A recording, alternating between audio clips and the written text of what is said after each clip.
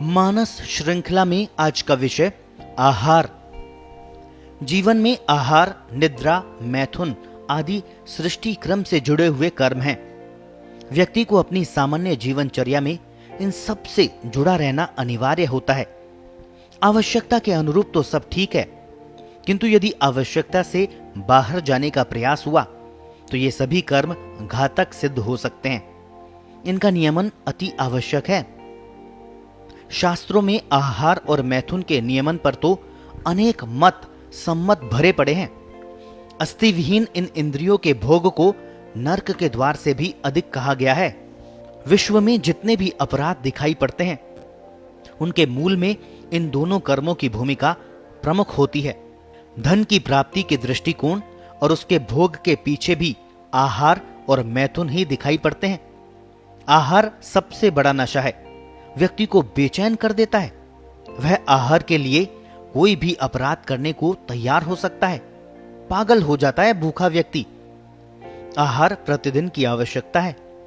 एक बार आहार करके व्यक्ति लंबे समय तक नहीं चल सकता। नित्य चाहिए। जीने की ललक भी छोटी नहीं होती। यही आहार यदि व्यवस्थित ढंग से उपार्जित किया जाए तथा ग्रहण किया जाए तो वरदान बन सकता है। आहार का मुख्य आधार अन्न है। संस्कृत भाषा में अद्यते अत्ति च ये अन्न की परिभाषा की गई है। अद्यते अर्थात जो खाया जाता है, अत्ति अर्थात जो खा जाता है। यदि अति आहार खाया गया, अपनी भूख की क्षमता को नहीं देखा गया, तो अन्न ही हमको रोग इत्यादि के द्वारा खा जाता है। न केवल शरीर, आहार भावनाओं को भी बदल सकता है। हमारे देश में आहार पर जितना साहित्य उपलब्ध है, दुनिया में शायद ही किसी अन्य देश में इतना होगा। हमारा आहार ऋतुओं के साथ बदलता है, उम्र के साथ बदलता है, पूजा अर्चना, अनुष्ठान, व्रत, त्योहार के साथ बदलता है। स्त्री पुरुष की आवश्यकताओं और रोग काल के अनुसार बदलता है। बनाने वाले तथा परोसने वाले के भावों के साथ बदलता है। किसी अन्य की दृष्टि पड़ने पर भी आहार का स्वरूप बदल जाता है। हमारा अन्न हमारे मन तथा हमारे ओज का निर्माण करता है। ओज हमारे मानव जीवन का लक्ष्य है। सुख शांति का श्रेय ओज के बिना संभव कहां है। निद्रा, मैथुन और आहार में एक अन्य विशेषता यह भी है कि इनकी जितनी पूर्ति की जाए उतनी ही इनकी आवश्यकता बढ़ती प्रतीत होती है। जितना खाने को मिलेगा उतना ही अधिक खाने की इच्छा बढ़ेगी। जितना अधिक सोएंगे उतनी ज्यादा सोने की इच्छा होगी। इसी का तो नाम भोग है। यही नहीं, मैथुन और आहार स्वयं भी निद्रा को बढ़ाने वाले हैं। निद्रा को अल्पकालिक मृत्यु भी कह सकते हैं। योग के आचार्यों ने आहार और मैथुन को नियंत्रित रखकर निद्रा पर विजय पाने की बात कही है। निद्रा और आहार स्थूल शरीर का ही कर्म नहीं है, सूक्ष्म शरीर का भी है। जिस प्रकार स्थूल शरीर के आहार का पाचन जठराग्नि करती है, उसी प्रकार सूक्ष्म शरीर के सूक्ष्म आहार का पाचन भूताग्नि करती है। दोनों में दिशा भेद है। यदि आप भोग में जीना चाहते हैं तो जठराग्नि का ध्यान रखिए, और यदि योग में जीना है तो भूताग्नि का। जैसे जैसे आप अल्पाहारी होंगे, आपकी भूताग्नि तेज होगी, आपकी ज्ञान और मानसिक विकास में रुचि बढ़ेगी।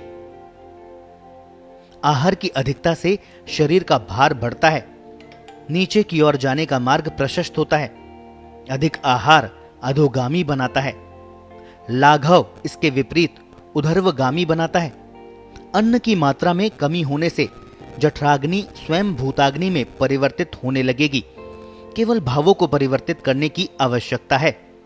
गीता में भगवान ने युक्ताहार विहारस्य युक्त चेष्टस्य कर्मसु युक्त स्वप्नाव बोधस्य योगो भवति दुःखः इस श्लोक के द्वारा आहार, निद्रा, मैथुन इत्यादि का युक्त रूप में नियंत्रण करने का निर्देश किया है, और साथ ही इसको सारे दुखों को नष्ट कर देने वाला योग भी बताया है।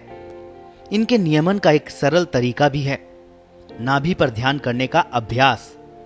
इससे एक और तो आवेग कम होंगे, नाड़ी की गति स्थिर होगी, वहीं दूसरी ओर अन्न ग्रहण करने की इच्छा भी कम होने लगेगी। दोनों में एक संबंध है। जैसे जैसे अन्न घटेगा आपका ध्यान भी गहरा होता जाएगा। जागरूकता केवल इतनी रहनी चाहिए कि भावों में विकृति ना आए, केवल सकारात्मक भावों को स्थान मिले। नाभि केंद्र के ध्यान से प्रवृत्तियां बढ़ती है, आवेग और आवेश भी बढ़ते हैं। सकारात्मक भाव ही उन्हें नियंत्रित रख सकते हैं। शरीर में लाघव भी आएगा, नई ऊर्जाओं का अनुभव भी होगा। आचार्य महाप्रज्ञ ने तो यहां तक लिखा है कि नाभि पर ध्यान केंद्रित करने से ज्वर भी शांत हो जाता है, नाड़ी स्थिर हो जाती है।